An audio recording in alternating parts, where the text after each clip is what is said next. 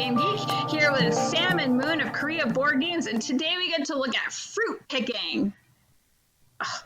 All right. Tell me all about it, Yep. Sam. All right. Well, let's see if we. I'll try and explain this as simple as I can. So this game is called fruit picking. It's like your very classical Mancala style type of game, and what's very different from about this game from our previous Four Gardens is this is a nice little alternative for people that want a simpler game, something that doesn't really require as much strategic thinking, even though with this there is some strategy involved. But again, simply put, this game is a 2 to 4 player game. It's usually around 20 to 40 minutes, depending on how people play.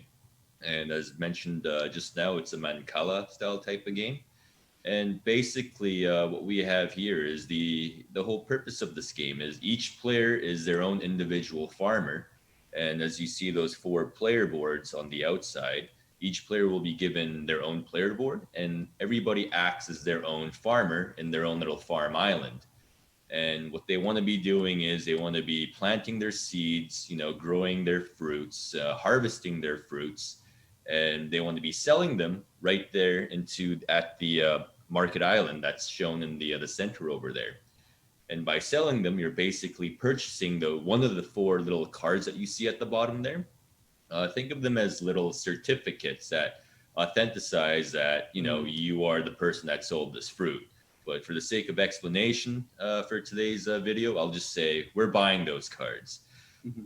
Okay, so why don't we just go through like a very brief playthrough, and we'll pretend that I'm the player, and we'll just focus on me as the player for now. So let's just go with yellow looks good. All right, let's go with the yellow top left corner over there. So as you can see, we have a bunch of fruits laid out in a clockwise manner. One thing to be mindful of is every player board has to follow that same fruit sequence. It's customizable, but you can change direction at any time you want. But again, it all has to be very uniform. But anyways, let's get this game started. So what we see here is we have several different types of fruits, and at the top center we have the harvest house. Think of that as your bank, and we'll get to that as we go along. And we see the center area there with a bunch of seeds there. That's basically your storage house, and that's where you will basically be getting your seeds to allocate around those little fruit cards there. So, anyways, to begin, we look at the top right fruit card there, and we see we have 2 blueberries, 1 pear, and 1 pineapple. Allocate 2 seeds, which is already done there, 2 each into the first 3. And then you're basically ready to go. So let's just say that it's my turn. I'm the first player. Let's see. Moving, say, the pineapple. So what I would do is I would pick up all the seeds from the pineapple and distribute those seeds one by one, moving in a clockwise manner. So 1 would be going into banana,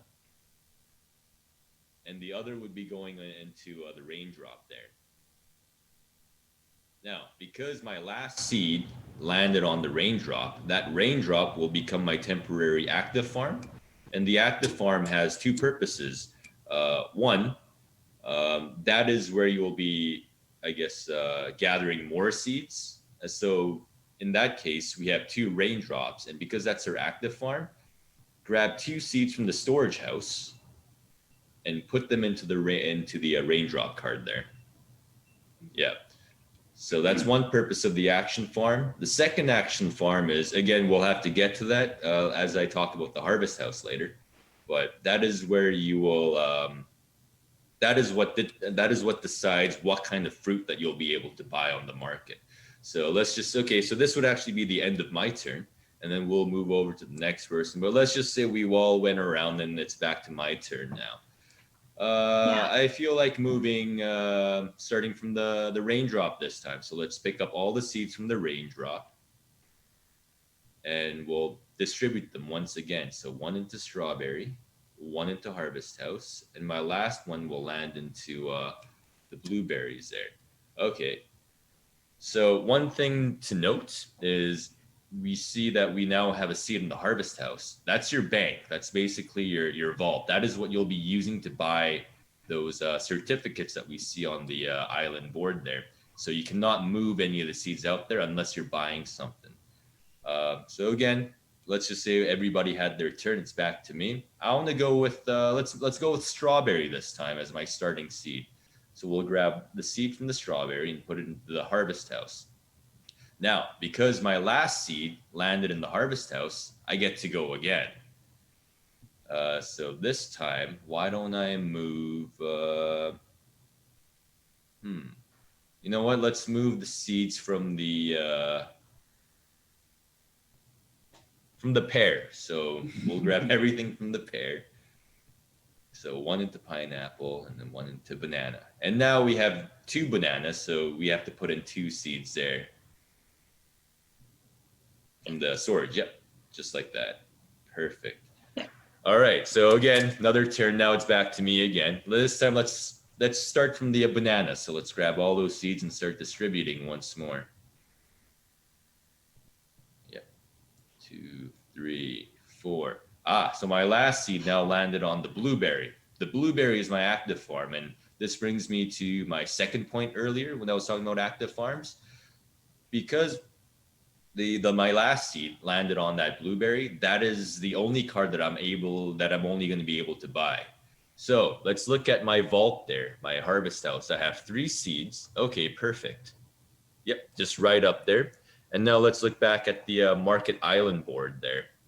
Okay, yeah, so there we have a blueberry. Now I'll just briefly explain what all of those mean. If you look at just directly above each of the cards, you'll notice that we have like a question mark with an addition plus however many seeds. The extra seeds that we see there next to the addition symbol it's basically a tax. It's a premium. So for example, if I want to buy a pineapple, you don't need to pay any premiums. You just have to pay for the amount of fruit. And in that case, that's only 1 pineapple, so you'll only be paying with 1 seed. But if we look at blueberry, if there was no premium to it, I would just be paying 2 seeds for it. But because there's a premium on top of it, I would have to pay a total of 3 seeds in order to get that card. Now, moving back to my player board, my last seed landed on blueberry. Oh, just right up, yep, right there. Okay, great. So now I'm eligible to be able to buy blueberry, which is convenient because it's already on it's on the market. Now let's look at my harvest house there at the top. And oh, great, very convenient. I have 3 seeds there. Yep, Yeah. that one right there. I have 3 seeds, so now I can buy it. So let's take all the seeds out of there. Yep, and put it back into the storage. The center. Yeah, the center right there. And then let's grab all the seeds from the blueberry from my player board and put them all back into the center there. Yeah, that as well. Mm-hmm. And let's take that blueberry card out of there. Yep, and that's yours to keep. And we'll shift all those other cards over to the right. Yep. And a new card will and we'll take 1 card from the middle there and then draw it. Yeah, and then put it right there. Yeah, excellent. Yeah. So now I guess you might be wondering, what is the purpose of collecting all these cards? Yeah. If you take a look at the Market Island board there, you'll notice on each of the corners you have little pictures there. Yeah, precisely. Basically, what you want to be doing is you want to be buying those fruit cards as fast as you can to complete a hand that's similar to poker. So starting from the top right corner, that's a full house. So that would be, for example, 2 blueberries, 3 pears. And then at the bottom, right below it, is more of a 4 of a kind, which means, you want to be collecting 4 blueberries or 4 strawberries. And, moving over to the left, we have like a flush, which is 1 of each kind.